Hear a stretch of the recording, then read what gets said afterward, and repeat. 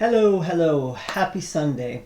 I'm kind of a mess today, as you can see, because it's my lazy day. I haven't showered yet, so you're going to have to take me as I am. I'm going to shower right before bed and get into clean sheets. It's kind of a Sunday ritual for me, so I wanted to get this done before I start my evening of relaxing and walking the dog. So I want to tell you this today about something that happened to me this past week. I sat down to play the piano, which I don't do nearly as often as I should. I started taking piano lessons, I think, in the 6th grade. And of course, when I sat down to play this week, I started thinking about my first piano teacher. Her name was Elaine Shook.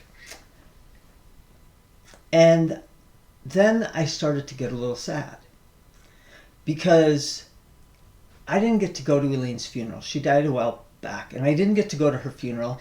And I've been upset about this for a long time. Like, I've just focused on the fact that I didn't get to go to her funeral and what I would have said and what I would have told people about her, how much I loved her and how much she meant to me.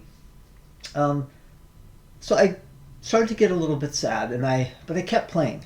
She was on my mind. And then that kind of led me, thinking about her, to think about all the times when I went to visit her in Kenmare after, I grew up, and I'd go back and I'd always stop at her house and we'd sit around her kitchen table and chat, or I would meet her at the Pizza Hub and, we'd hang out and whatever there. And then when she went into the nursing facility, I went to the hospital and I would see her there. But I always loved visiting with Elaine.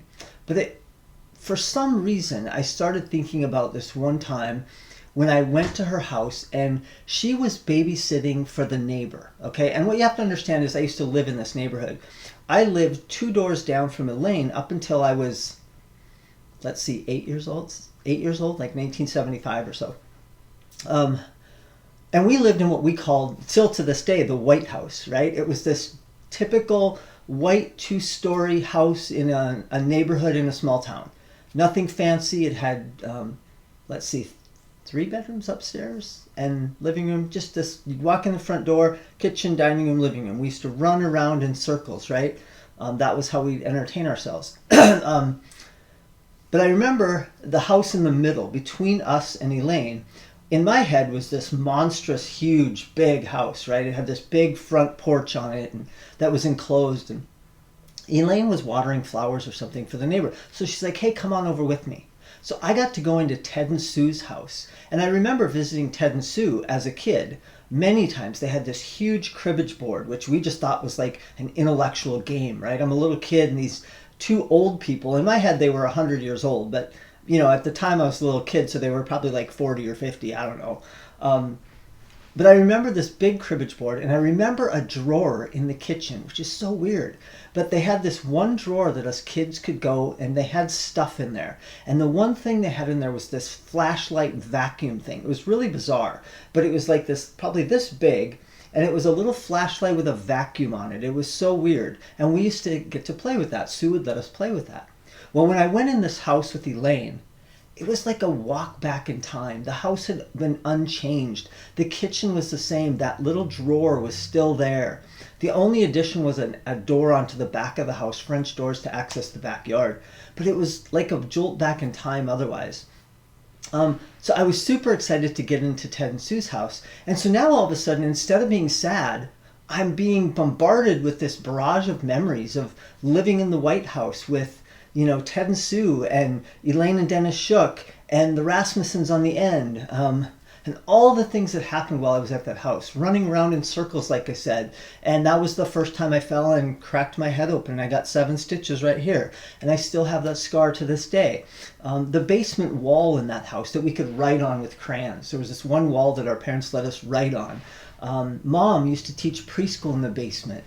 We used to run up the street to Elaine's house and ask her to take her teeth out because we thought that was funny. My brother getting hit in the head with a golf ball one day by the Rasmussen kid or one of the Shook boys, I can't remember which. So all of these things are flashing back. So I guess my point is, even without closure, I think we can manage to move forward, but we have to intend it. We have to have an intention to do it. And I didn't. I was stuck wallowing in that pity of not getting closure. And what I realized this week is it didn't help me. So I guess that's what I learned this week. If we can intend to move forward, we can. But if we continue to be upset about what we didn't get, and we're never going to be able to get now that the moment's passed, we're not really doing ourselves any favor. And I'm not sure why it took me so long to figure that out, but I'm grateful because this week I did. I still miss Elaine. I still love her in ways I can't explain, but I think I can move on now. So anyways, so it happened just sitting down playing piano, just randomly. This unexpected, improbable joy popped up after a little moment of sadness. So I don't know. Maybe that'll happen for you guys this week. What have you hung on to? What are you still hanging on to? And isn't it time to let it go? Good luck. Love.